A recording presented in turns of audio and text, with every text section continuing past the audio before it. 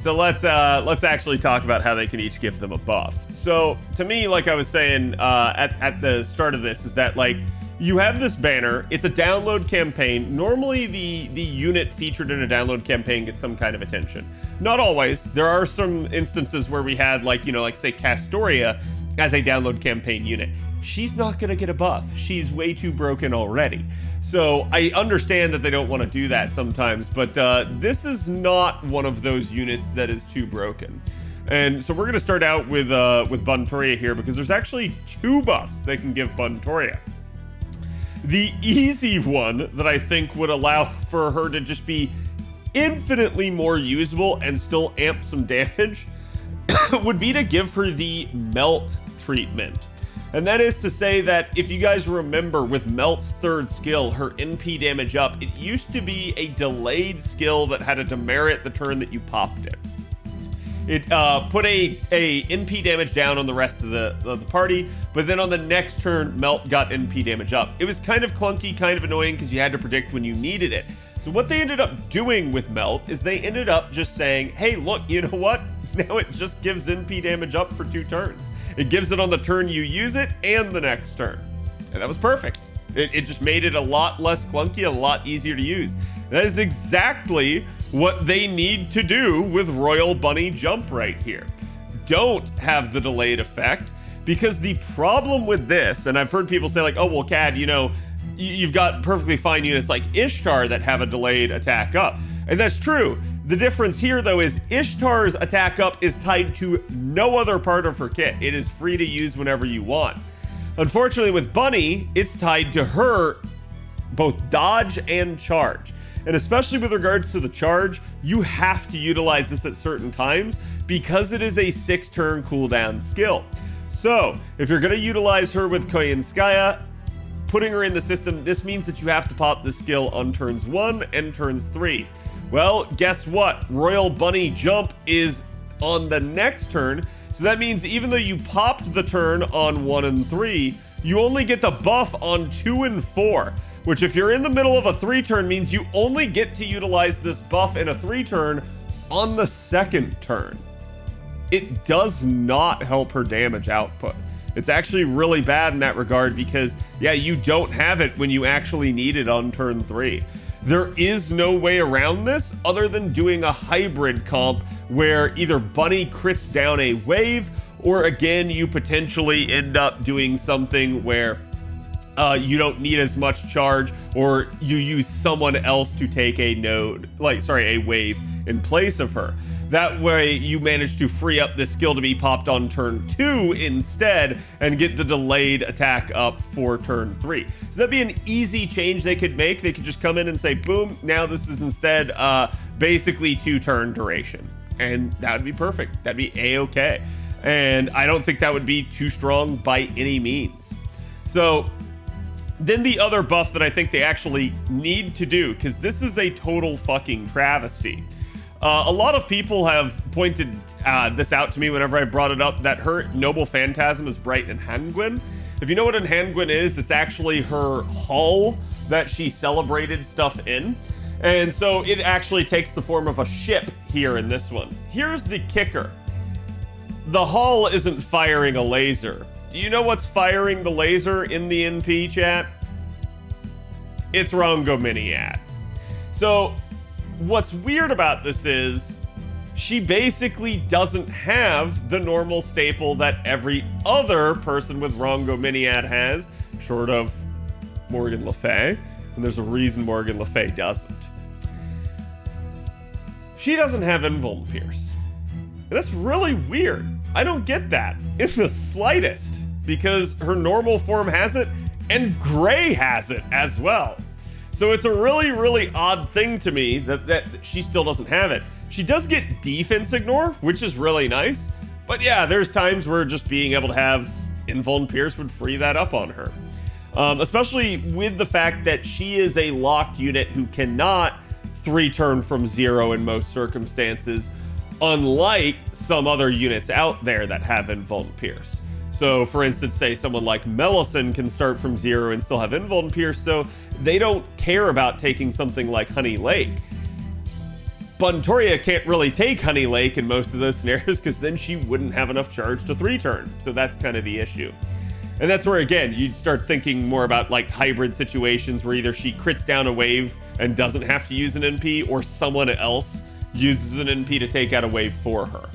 But again, I think that'd be a really easy thing to do. And she, honest to God, does need an NP interlude, because if you guys have ever seen the way NP interludes work, NP2 becomes NP1 and NP5 becomes NP2.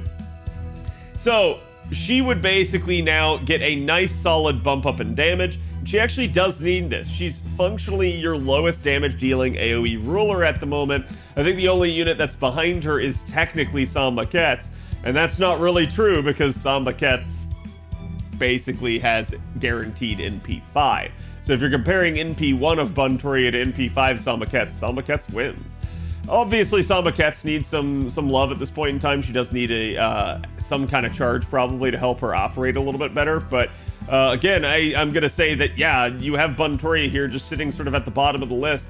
And then you have someone like Amakusa, who absolutely buff removes before NP damage, sitting up there really high on the list. And that just, to me, feels wrong. Amakusa has a always useful niche that no one can ever take away from him. And he also has really strong damage. For years, Amakusa did not have strong damage. And that was kind of the reason why, is he had some insane capability. But then when you had sort of Summer Abbey come into the game, they actually felt the need to kind of turn around and go like, hey, yeah, maybe Amakusa needs some love. And I'm okay with Amakusa getting that love. It's just, to me, again, yeah, you've got units that are getting left behind at this point, like Bunny. They have given Bunny a buff already to her second skill. It was a good one. It was a really necessary one, I would argue, and definitely helps that in that regard. But I'm going to say still, yeah, she could just use a simple standard NP interlude if nothing else. The other weird part about Bunny is, compared to a lot of the other Saberfaces, her charge after her NP is locked. Most of the other Saberfaces have it as their overcharge, and instead she gets a scaling damage overcharge, which is certainly not bad, but it's only the 1-turn duration. I think you could make Bunny a lot stronger as well if you wanted to, by giving her the NP interlude and then just making this 3 turns. You wouldn't even have to increase the amounts it gives. So there's a lot of stuff I think that they could do to just easily make Bunny good without making her broken, is the way I would look at it. Now, Okita. Chat, this is the one that they have the hardest time explaining why they didn't buff. Okita J Soji, aka Jet Kita, aka, again, Okita Summer here, does not have a lot of, like, easy, like, opportunities to even make her appear and buff her. Like, they could throw her in the back end of a Gouda Gouda event, but that'd be the only other way outside of a Summer banner. So, to me, the fact that they haven't buffed Okita here is an absolute travesty, and the devs should be ashamed of themselves. And I'm not saying this as a Saberface fan. I am saying this because I would say the same thing about, like, Tamamo Lancer before she had an upgrade, too. It just makes no sense. You have a unit that the devs have inherently made as demerited as possible and as unfun as possible. People love this unit. They want to use this unit more, and they just can't because of the way that the devs have designed this unit. And it's really stupid to me that they've done that. So, Okita ends up having a demerit right here on the first skill. This is easy. Just get rid of it. That would be the only thing you'd have to do right there.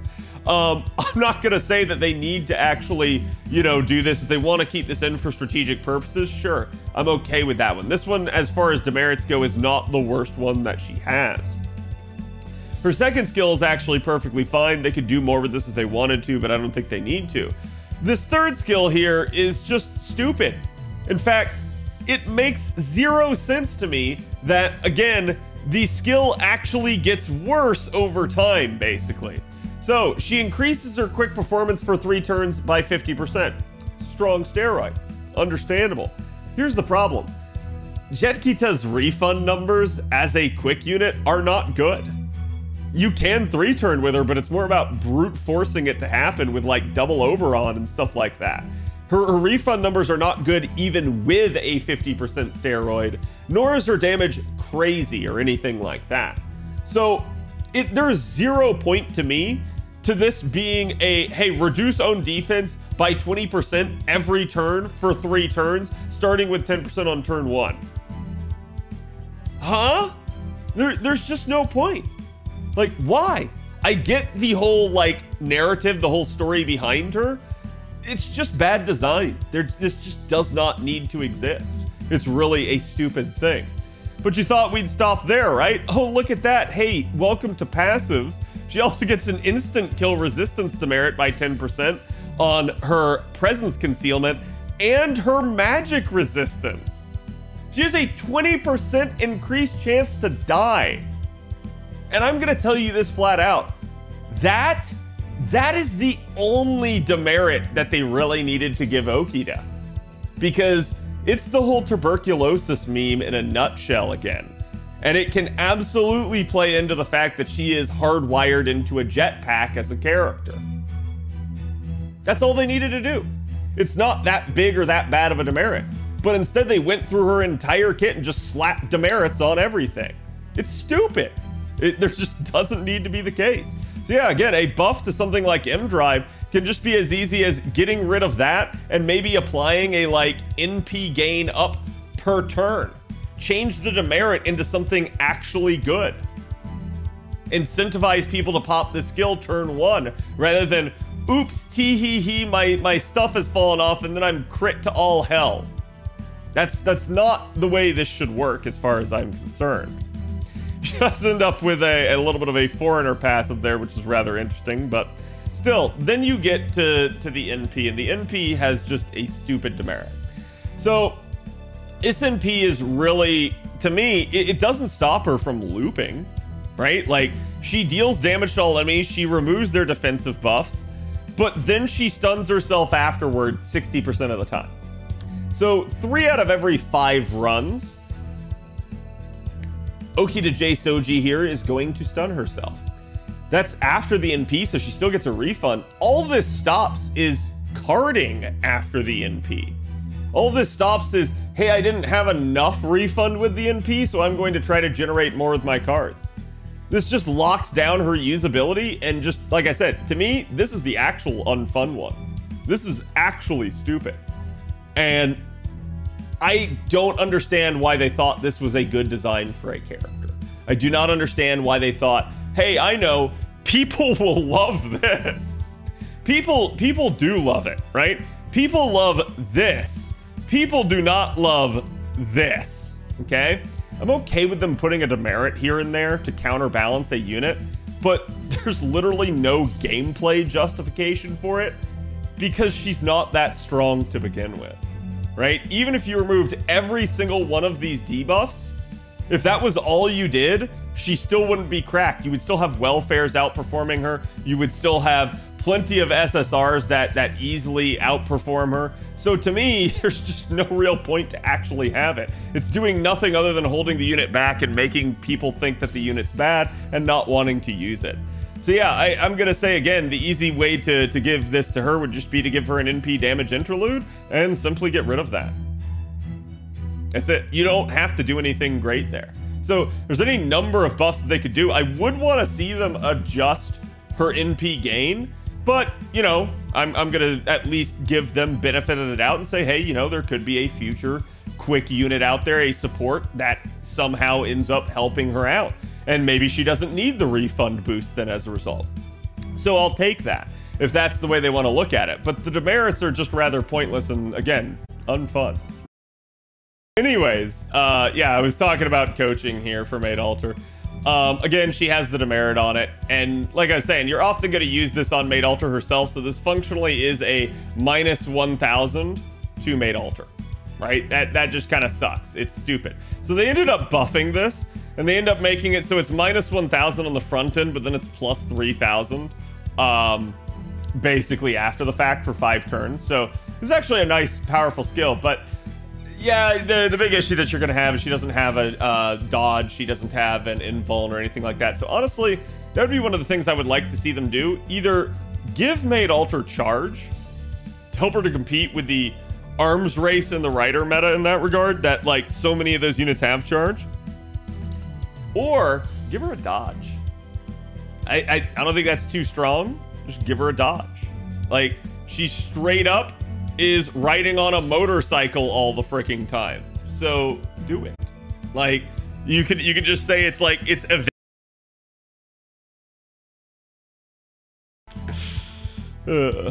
right, or LA this year, yeah.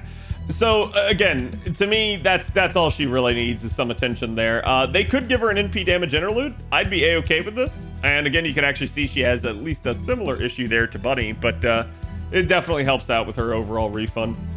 I do think the fact that her overcharge does nothing other than the bland old 30% crit chance down is a little bit lackluster in this day and age. They could certainly add an overcharge effect. And like I said, they could certainly end up bumping her up to basically 1600% there at NP1 and 2000 at NP2. I don't have any issues with that. I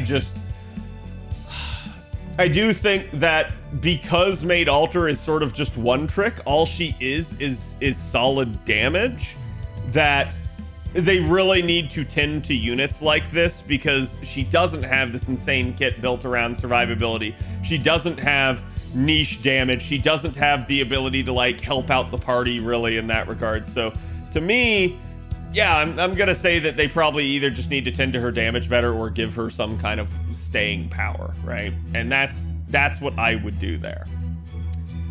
Double X's buff is easy, chat. It's right here, Detective Instinct E.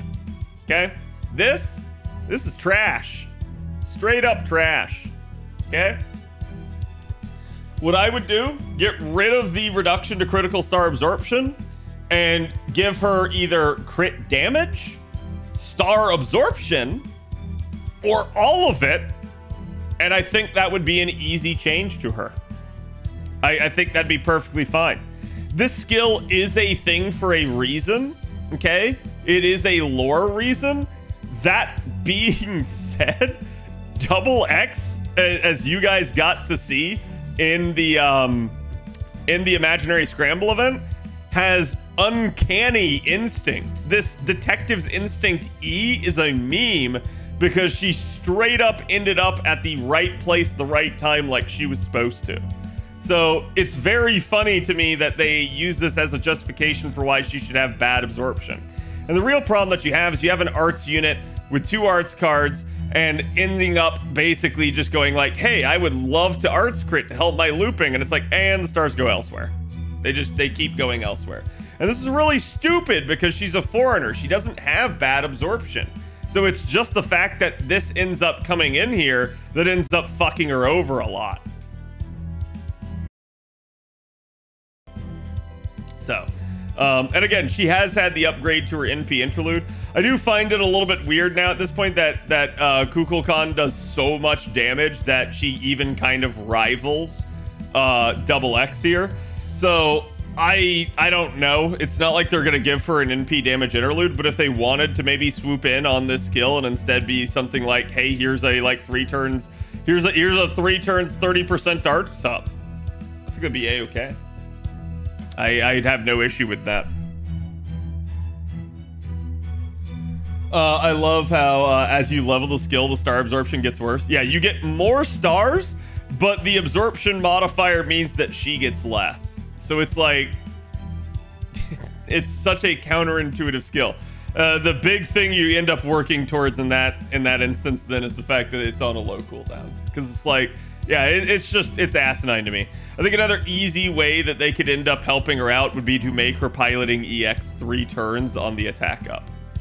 Okay, that would be really nice. That would give her 50% for 3 turns, and thus she would have a little bit more staying power down the stretch rather than, hey, we've just made her damage even more insane. It's more, hey, we've made her damage more consistent.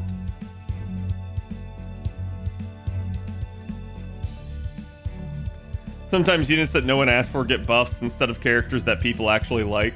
I don't think it should always be a popularity issue, right? Because if it were always a popularity issue, you'd never see certain units getting buffs, right? But I do think that they need to certainly tend to their roster overall.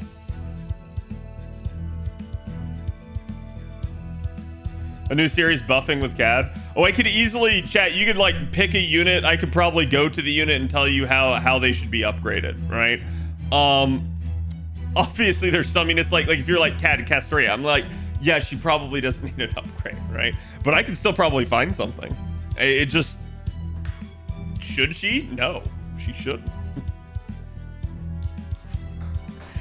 All right, next up, Squirtoria. Chat, do you guys think anything in Squirtoria's kit needs an upgrade?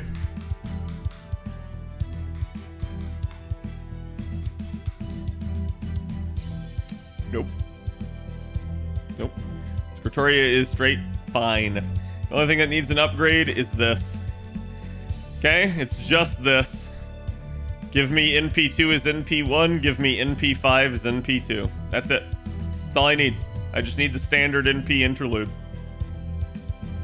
Like, that's... And people fight me to the death on this one. They're like, no, Cat, you can't buff Squirtoria. She's too strong. She's too good already. I'm like, you're right. Her kit has held up amazingly well over these years. And it's only because of that kit that anyone can even make that argument. Because she is absolutely getting destroyed in the damage department. As are all the SSRs, archers at this point. It's not fair to them at this point, chat. Give Moriarty an NP interlude. Give Squirtoria an NP interlude. Give OG Orion some kind of NP gain or, like, you know, consistency in her kit. That's really what they need. Is they just need some attention, and the fact that they haven't really gotten any is kind of ridiculous to me. Maybe kick that 70% up to 100%. Yeah, I mean, I'd be okay even if it were like 80%. The issue that I have with looking at something like this, chat, is, for instance, okay.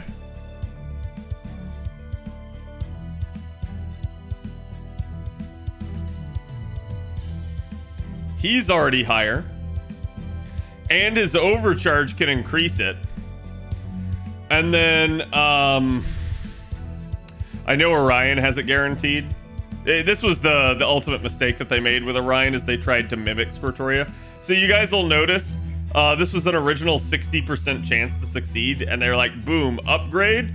And now it just, instead, it comes up here and you get a different overcharge effect.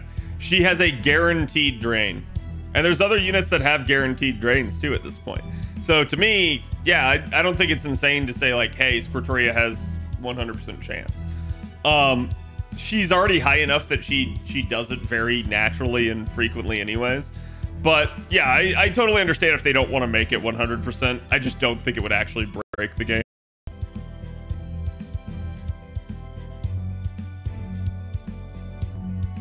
Is Tamamo's drain guaranteed? Yes.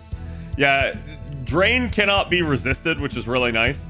Drain can only be failed. It's just a yes or no as to whether or not you apply it. Make the heal give party info. Jesus, Bob. Sure, let's do that. I'm not sure what Hentai Man was saying. Chat, similar question here. You guys think Mordred's kit needs a buff?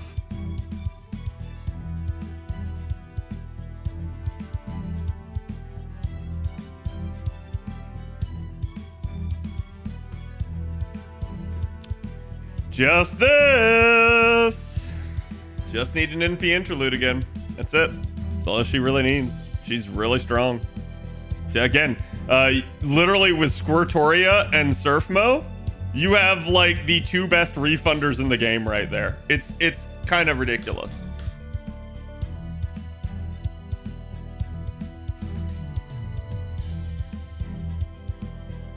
Surfmo's kit is balanced but basic. Yeah, and it's the same thing with Squirtoria too. Like, their kits are just decent, but what really makes them strong a lot of the time is their actual refund numbers.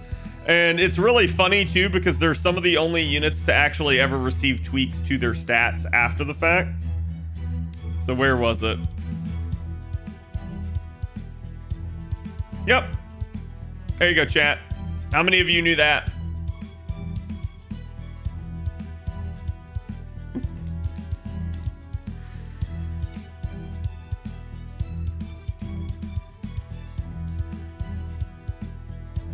So again, it's one of those deals where it's like, yeah, originally her NP gain rate was not good, and then they made it like doubly good. So same thing.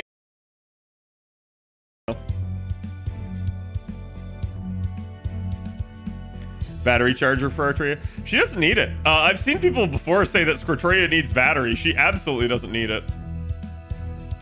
Yeah, here you go, chat. So hers was not as big. She had an NP generation rate increase from 0.5 to 0.59. I cannot imagine if she had more. I cannot imagine if they were like, hey, yeah, you also get 0.71 like Surfmo. Dear God, she'd be freaking insane. And a big part about why she performs so well in that regard too, chat, is just that, like, she basically ends up with the 20% charge after the NP as an arts unit. It's like, so no matter what else she does, she has 20%. Then she still has a 10-hit NP to go from there. Like, it's really, really freaking hilarious. Did she even need this increase? I'm sure we can look at her like nowadays and say no, but you guys got to remember, like, back in like year 1 of FGO where we just didn't really have a lot of good supports, and yeah, I think it was totally justified. I know